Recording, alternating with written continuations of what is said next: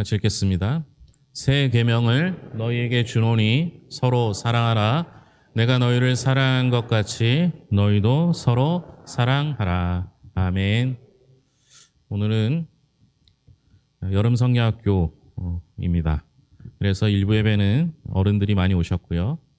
2부 예배 때는 아이들이 많이 왔습니다. 여러분들 잘 보이시지는 않아도 아이들이 20명 정도 이 자리에 앉아 있습니다. 저는 저 자리에 5명이 앉을 거라고 생각도 못 했는데 저 좁은 자리에도 5명이 앉을 수 있구나 처음 알았습니다. 그래서 오늘 말씀을 화면을 보면서 함께 나눌 텐데요. 아이들 위주의 말씀이기 때문에 조금 쉽게 만들어졌음을 이해하시고 들으시면 되겠습니다. 어려워서 못 듣는 경우는 있어도 쉬워서 못 알아듣는 경우는 없는 거라고 생각합니다. 함께 말씀을 같이 보겠습니다. 자, 여러 가지 나무가 있는데요. 저 나무 중에 여러분들은 어디에 속한다고 생각하십니까? 저는 개인적으로 나무의 이름을 잘 몰라요. 제가 서울에서 태어난 것도 아니고 시골에서 태어났음에도 불구하고 나무를 보고 나무 잎을 보면서 그 나무의 이름을 맞히는 경우는 거의 없습니다. 사실은 궁금하지도 않고 알려고 하지도 않았습니다. 그런데 저도 나무를 정확하게 맞추는 나무가 있습니다. 그 나무는 과실나무이고 그 과실나무도 꽃이 피었을 때도 잘 모르지만 열매를 맺으면 알게 됩니다. 우리가 믿음의 사람이라고 한다는 것, 예수를 믿는다는 것, 그리스도의 제자가 된다고 하는 것은 다른 것으로 아는 게 아니라 열매로 알게 되는 것이죠. 그래서 성경 말씀에 보면 갈라디아서 5장 22절 23절에 보면 성령의 9가지 열매라는 게 있어요. 그 성령의 9가지 열매를 맺으면서 살아가야 합니다. 물론 9가지를 한꺼번에 맺는 건 쉽지 않을 수 있습니다. 불가능하진 않다고 생각해요. 성령님이 함께 하시면 9가지 열매를 다 맺을 수 있을 거라고 생각합니다. 그런데 그게 잘 안 되면 하나씩 맺어가다 보면 언젠가 성령의 9가지 열매를 다 맺을 수 있을 거라고 생각합니다. 그 성령의 9가지 열매 중에 가장 으뜸이 되는 건 사랑입니다.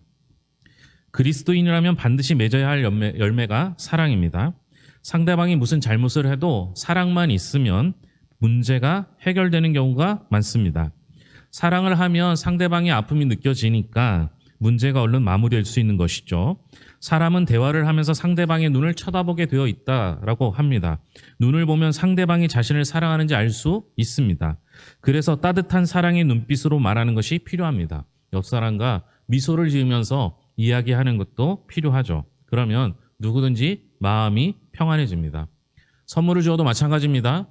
사랑을 담아 선물을 주면 그 선물이 감동이 될 수 있죠. 그런데 어떤 선물이든 저 사람이 내게 주는 그 선물이 사랑이 담겨 있는지 담겨 있지 않은지 알 수 있습니다. 받는 사람은 선물을 받으면서도 사랑이 담겨 있지 않으면 허전할 수 있고 선물을 주는 사람도 마찬가지로 허전할 수 있습니다. 그만큼 사랑은 중요합니다. 여러분 선물을 줄 때 사랑으로 포장했으면 좋겠습니다. 개와 고양이도 자신의 주인이 자신을 사랑하는지 안 하는지 알 수 있다고 합니다. 그런데 사람이 상대방의 사랑을 모르겠습니까? 조금 부족한 면이 있어도 사랑을 가지고 사람을 대해 주어야 합니다. 이 세상에 사는 모든 사람들은 사랑을 먹어야 살 힘이 생기기 때문이죠. 하나님께서 우리에게 새 계명을 주셨습니다. 그 새 계명은 하나님이 우리에게 주시는 사랑인데요. 예수 그리스도께서 우리의 죄를 대신하여 십자가를 지신 사랑입니다.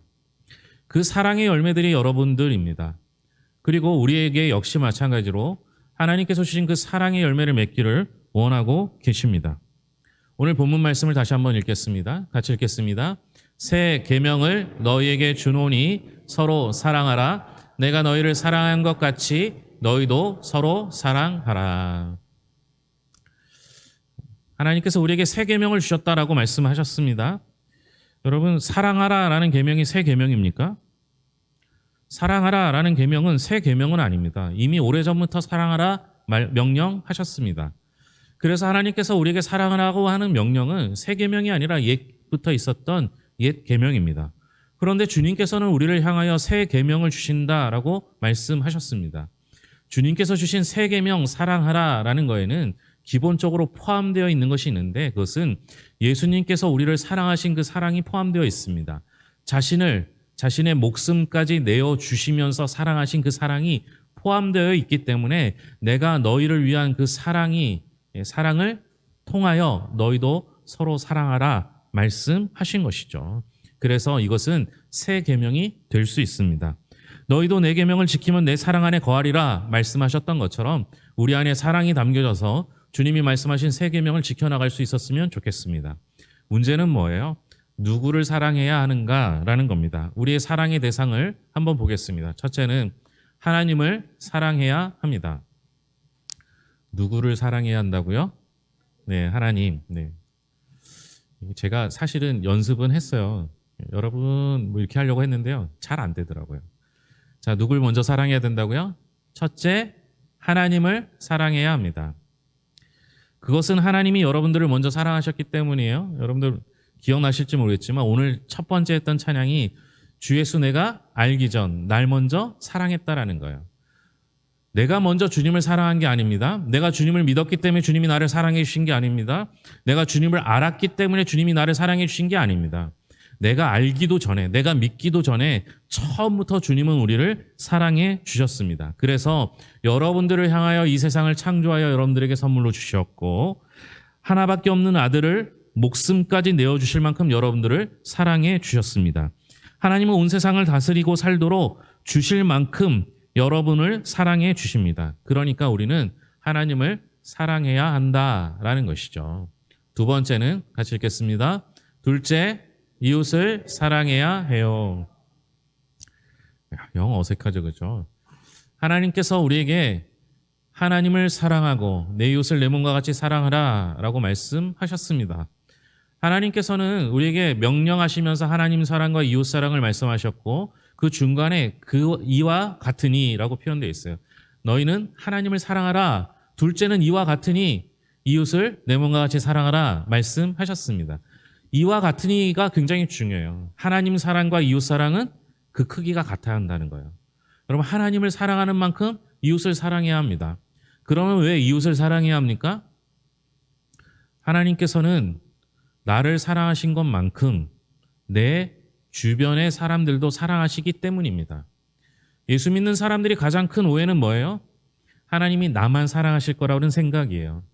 우리 하나님은 나를 사랑하십니다. 그러나 나만 사랑하시는 게 아니라 내 주변에 있는 사람들도 사랑하십니다. 그러니까 여러분들 주변에 있는 사람은 다 누구예요? 하나님이 사랑하는 사람이에요. 여러분 우리가 하나님을 사랑한다고 하면서 하나님이 사랑하는 사람을 미워할 수는 없는 거예요. 하나님이 사랑하는 사람을 사랑하는 것이 정말 하나님을 사랑하는 것이고 그 방법은 이웃을 사랑하는 것으로 표현됩니다. 성경 속에서는 이웃을 내 몸과 같이 여러분들의 몸을 생각하는 것만큼 이웃을 사랑해야 할 것입니다. 셋째는요, 굉장히 중요합니다. 같이 읽겠습니다. 셋째, 자신을 사랑해야 해요. 하나님께서 우리에게 하나님을 사랑하고 이웃을 사랑하라는 명령을 하셨습니다. 그런데 내 이웃을 내 몸과 같이 사랑하라라고 하는 그 전제 속엔 뭐예요? 내가 내 몸을 사랑한다는 게 전제로 깔려 있는 거예요. 근데 여러분 어때요? 여러분 자신을 사랑하십니까? 내가 내 자신을 사랑해야 합니다. 그런데 많은 사람들은 다른 사람과 비교합니다. 더 잘 사는 사람, 더 잘생긴 사람, 더 많이 가진 사람, 더 부유한 사람, 이 사람과 비교하면서 상대적으로 내가 부족하다고 여기고 나를 사랑하거나 내 자신을 사랑하지 않는 사람, 부족하다고 여기는 사람들이 얼마나 많은지 몰라요. 여러분 우리가요 하루에 교통사고로 죽는 사람보다 자살로 죽는 사람이 더 많아요. 여러분 암 환자보다 암으로 죽는 사람보다 교통사고로 죽는 사람이 더 많거든요. 그런데 교통사고로 죽는 사람보다 자살로 죽는 사람이 많다는 거예요. 왜 그래요? 자신을 사랑하지 못하는 거예요. 여러분 하나님께서 우리를 사랑해 주셨습니다. 내가 내 스스로를 사랑하지 못한다고 생각하더라도 하나님께서 나를 사랑하시니 그 하나님 때문이라도 나를 사랑했으면 좋겠어요. 자꾸 다른 사람하고 비교하면 비참해질 때가 있잖아요. 그런데 여러분, 하나님이 나를 만드실 때 얼마나 좋았는지 보시기에 좋았더라 말씀하셨어요. 게다가 하나님께서 우리를 만드실 때 하나님의 형상대로 만드셨어요. 여러분 누굴 닮으셨어요? 네, 하나님을 닮았어요. 하나님을 닮은 여러분이 여러분 자신을 사랑하는 것은 너무 당연합니다. 이 자리에 부모님들도 계시죠. 자녀들을 비교할 때, 다른 친구들과 비교할 때 좀 적당히 비교하셨으면 좋겠어요. 왜 자녀들과 비교하면서 수학을 못하면 수학 잘하는 애하고 비교해요. 그죠? 영어 잘하는 애들이 있으면 내가 영어를 못하면 영어 잘하는 애들과 비교해요. 근데 걔는 뭔가 안 좋은 게 있을 거예요. 그죠? 아닌가요? 왜 잘하는 애들과 비교합니까? 전체를 놓고 비교하지도 않아요? 걔는 꼭 그거 하나만 가지고 비교하는 거예요. 여러분, 하나님께서 우리는 비교할 수도 없을 만큼 여러분 한 분 한 분을 걸작품으로 만들어 주셨습니다. 하나님이 만드신 걸작품을 사랑하는 건 너무 당연합니다. 마지막으로 원수를 사랑해야 한다라는 겁니다. 너무 어렵죠. 예전에 제가 아는 분이 아들만 둘인 집이 있었는데요. 아들이 얼마나 드센지 아들에게 아들이 말썽을 피워보면 욕을 두 가지를 하셨어요. 하나는 이 부자가 될 놈아, 부자가 되셨어요. 우리가 어떻게 말하는지에 따라 그 말이 그대로 이루어질 때가 있거든요. 근데 부자가 될 놈아보다 예수 잘 믿을 놈아 이랬으면 훨씬 낫을 텐데 부자는 됐는데 예수를 잘 안 믿어요. 두 번째는 이 왼수 같은 놈아 이렇게 이야기를 하시는 욕을 하는 걸 제가 들었어요. 아마 아들을 원수 삼아서 원수를 사랑하라라는 하나님 말씀을 지키려고 하셨던 것인지 그냥 제 스스로의 생각입니다. 원수를 사랑하는 건 쉽지 않아요. 근데 생각보다 내 주변에 원수 같은 사람들이 꽤 많습니다. 특히 친하게 지내던 사람이 원수가 되는 경우가 많이 있습니다. 그런데 여러분, 그 원수도 하나님이 만드신 걸작품입니다. 아무리 내 상상으로는, 내 의지로는 그를 사랑할 수 없다 할지라도 하나님이 그를 사랑하신다는 생각에 그도 하나님이 만드신 걸작품이기에 그를 사랑할 수 있어야 합니다. 여러분, 그런데요, 여러분, 우리가요, 그런 사람이 있을까요? 원수도 사랑한 사람이 있을까요? 뭐 예수님은 원수를 사랑하셨죠. 예수님 얘기하면 우리가 좀 부담스럽잖아요. 원수를 사랑하신 분이 한 분 있었는데요. 손양원 목사님이라는 분입니다. 별명이 사랑의 온자탄입니다. 손양원 목사님은 1902년에 함안군 칠원면 구성리에서 손종일 장로님과 김은수 집사님 사이에서 장남으로 태어났습니다. 12살에서 13살 되던 해에 학습을 받고 15살 되는 해에 세례를 받았습니다. 그리고 나중에 일제시대 때 옥에 갇히게 됩니다. 그 옥에 갇혀서 남들 다 가기 싫어하는 화장실 바로 옆자리에서 잠을 잤고요. 키가 큰 사람이 있으면 그의 발을 가슴에 품고 잤다고 합니다. 감옥에서 주는 작은 주먹밥을 남겨서 일부를 먹고 일부를 다른 사람한테 주었습니다. 그러면서 이렇게 말씀하셨어요. 하나님께서 나를 키도 작고 왜소하게 만드셨으니 나는 조금만 먹어도 할 수 있으니까 내 것을 나눠준다. 이렇게 이야기를 합니다. 그것만 해도 우리가 따라가기 힘든 사람인데 그분은, 그 목사님께서는 자신의 두 아들을 죽인 그 원수 같은 사람을 용서했을 뿐만 아니라 양자로 삼았습니다.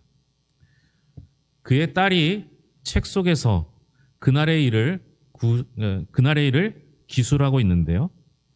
그날 오후 아버지가 조용히 나를 부르셨다. 평소와 다름없이 침착하고 나직한 목소리였다. 그러나 그 눈빛만은 예사롭지가 않았다. 무언가 단단히 결심을 하신 듯 굳은 의지가 내비치고 있었다. 내 오빠를 죽인 학생이 잡혔다고 하더구나. 그러니 내가 얼른 목사님께 가서 그 학생에게 한 대도 매를 때리지 말게 하고 사형장에서 빼내달라고 부탁해라. 그를 내 아들로 삼을 것이니 그 뜻도 잊지 말고 전해야 한다. 나는 내 길을 의심했다. 아버지는 영결식장에서 읽은 감사문대로 그때의 결심을 실행하려는 것이었다. 아버지는 그것이 가능하다고 생각하신단 말인가? 무조건 안 되는 일이었다. 나는 소리를 높여 강력히 반대 의사를 밝혔다. 아버지는 말씀하셨다.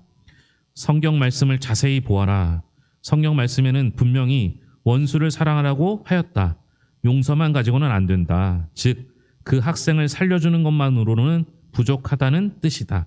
원수를 사랑하라 했으니 사랑하기 위해 아들을 삼으려는 것이다. 하나님이 그리스도인에게 새 계명을 주셨습니다. 사랑이죠. 실수가 있어도 사랑하면 용서가 됩니다. 뭔가 조금 잘못되어도 사랑이 있으면 괜찮습니다. 조금 손해가 있어도 사랑이 있으면 용납이 됩니다. 사랑이 있어야 온전한 그리스도인이 될 수 있습니다. 평소에 하래도 잘 못하는데 오늘같이 여름성경학교 1년에 한 번뿐인 이 여름성경학교를 통해서 우리 성도님들이 아이들을 많이 사랑했으면 좋겠습니다. 이 아이들이 커서 괴산에 살 가능성이 거의 없습니다. 우리 교회는 많은 것 해주지 못하지만 용돈도 주고 여름성경학교도 하고 물썰매장도 가고 가끔씩 해외여행을 데려가기도 합니다. 왜 그것을 합니까? 효율적이라고 따지면 이 아이들에게 투자해서는 안 됩니다. 그런데 여러분, 저는 이 아이들에게 추억을 심어줘야 된다고 생각합니다. 이 아이들이 학교를 가기 위해서, 직장에 가기 위해서, 결혼하고 가족을 이루기 위해서 괴산을 떠날 가능성이 많습니다. 심지어 이 아이들이 나중에 예수님을 떠날지도 모릅니다. 그때 여러분들이 오늘 땀 흘려 수고하고 웃어주고 먹여주고 같이 놀아준 그 기억이 난다면 이 아이들이 혹 예수님을 떠났다 할지라도 그 추억으로 인해 그 사랑으로 인해 다시 되돌아올 거라고 믿습니다. 오늘 그 일을 했으면 좋겠습니다. 분주하고 정신없을지도 모릅니다. 말을 왜 이렇게 안 듣는지 신경 쓰일지도 모릅니다. 그러나 여러분, 옳은 사랑을 심어주면 반드시 그가 하나님을 경험하게 될 줄로 믿습니다. 어렸을 때 아버지를 잘 이해할 수가 없었어요. 아버지는 목회하시고 우리 아버지는 저보다, 우리 가족보다 교회와 성도를 사랑하는 줄 알았습니다. 그런데 제가 커서 목회를 하니까 아버지가 좀 이해됐습니다. 마찬가지입니다. 아이들이 사랑을 받으면, 그 사랑을 느끼면 하나님의 사랑을 알게 될 거라고 생각합니다. 우리가 하나님만큼은 아니어도 아이들을 사랑하고 품어주고 그 아이들을 위해 웃어주고 손을 내밀어 준다면 이 아이들이 평생 하나님의 사랑 안에 살게 될 줄로 믿습니다. 기도하겠습니다. 하나님 아버지 감사합니다. 하나님 사랑합니다. 하나님 우리를 사랑한 것만큼은 아니어도 하나님을 사랑합니다. 하나님 돌보시고 인도하여 주셔서 우리가 주님의 사랑 안에 거하게 하여 주시옵소서. 하나님을 사랑하고 이웃을 사랑하고 하나님 붙잡아 주셨고 함께 해주셔서 내 자신을 사랑하고 심지어 원수까지 사랑할 수 있는 넉넉한 사랑을 허락하여 주시옵소서.